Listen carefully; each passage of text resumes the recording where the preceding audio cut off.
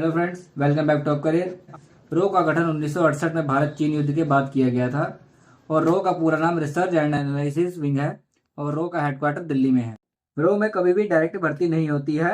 रो join करने के लिए इंडियन गवर्नमेंट में किसी भी सिविल सर्विस को ज्वाइन करना होगा। साथ ही 2 से 3 साल तक का एक्सपीरियंस होना भी जरूरी है।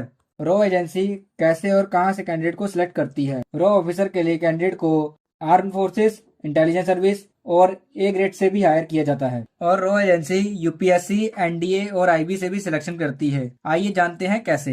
बात करते हैं सिलेक्शन के अलग अलग प्रोसेस के बारे में। फर्स्ट है यूपीएससी। यूपीएससी क्लियर करने के बाद जब आप आईपीएस, आईएएस, आईएफएस ऑफिसर बन जाते हैं, साथ ही 2 से 3 साल तक का एक्सपीरियंस हो जाने के बाद आप रो ऑफिसर के लिए अप्लाई कर सकते हैं। सेकंड है एनडीए। एनडीए क्लियर करने के बाद जब आप इंडियन आर्मी, इंडियन नेवी या फिर इंडियन एयरफोर्स ज्वाइन कर लेते हैं, उसके बाद आप रो के लिए अप्लाई कर सकते हैं। थर्ड है आईबी। आईबी का पूरा नाम है इंटेलिजेंस ब्यूरो। अगर आप पहले से इंटेलिजेंस ब्यूरो में हैं या ज्वाइन करने वाले हैं तो भी आप रो ज्वाइन करने के लिए एलिजिबल होते हैं।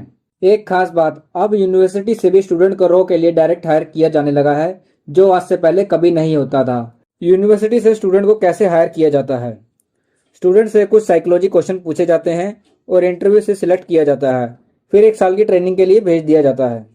इस बीच ट्रेनिंग के दौरान अगर आपका रो ज्वाइन करने का मन नहीं है तो आपको 2 ऑप्शन दिए जाते हैं, या यहीं रह के रो ज्वाइन कीजिए या फिर रो छोड़ के आप वापस जा सकते हैं। रो ज्वाइन करने के लिए कहाँ और कैसे अप्लाई करें? पहला है डिप्टी फील्ड ऑफिसर, दूसरा है कैबिनेट सेक्रेटेरिएट, तीसरा है गवर्नमेंट ऑफ इंडिया। इनमें से किसी भी पोस्ट का फॉर्म भर के आप अप्लाई कर सकते हैं। अब बात करते हैं एलिजिबिलिटी क्राइटेरिया के बारे में। पहला है रो ज्वाइन करने के लिए इंडियन ही कैंडिडेट अप्लाई कर सकते हैं। दूसरा है स्टूडेंट को ग्रेजुएशन कंप्लीट होना जरूरी है किसी भी स्ट्रीम से। तीसरा है कैंडिडेट को इंग्लिश बोलनी और लिखनी अच्छी खासी आनी चाहिए। चौथा है कैंडिडेट को नशे की आदत नहीं होनी चाहिए। पांचवा है कैंडिडेट को कंप्यूटर नॉलेज और हैकिंग भी आना जरूरी है। छठा है कैंडिडेट को मेडिकल फिटनेस में परफेक्ट होना चाहिए और फिजिकली और मेंटली स्ट्रांग भी होना जरूरी है। सातवां है कैंडिडेट को अनमैरिड होना भी जरूरी है। अब बात करते हैं रो की ट्रेनिंग के बारे में। रो की ट्रेनिंग की बात करें तो काफी रिस्की ट्रेनिंग होती है। आप चाहे किसी भी मिशन पर हो, आपको अपनी पहचान लोगों से छुपा कर रखनी होती है। इन्हें बेसिक और एडवांस ट्रेनिंग दी जाती है।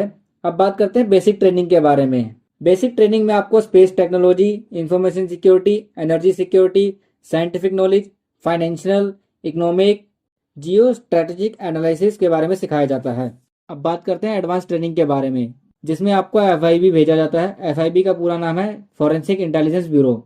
ये ट्रेनिंग 1 से 2 साल तक हो सकती है। इसमें आपको सिखाया जाता है जंगलों में रहना, बर्फीले क्षेत्रों में रहना, सीक्रेट ऑपरेशन को मैनेज करना, अगर आप पकड़े जाते हैं तो इन्वेस्टिगेशन को मैनेज करना, कॉन्टैक्ट बनाना, मिशन की रणनीति बनाना। ये सब चीजें आपको ट्रेनिंग के दौरान सिखाई जाती हैं।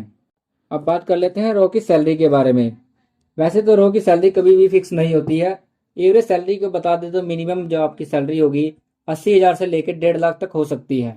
अगर आपको जानकारी अच्छी लगी तो चैनल को सब्सक्राइब करें। Thank you for watching this video.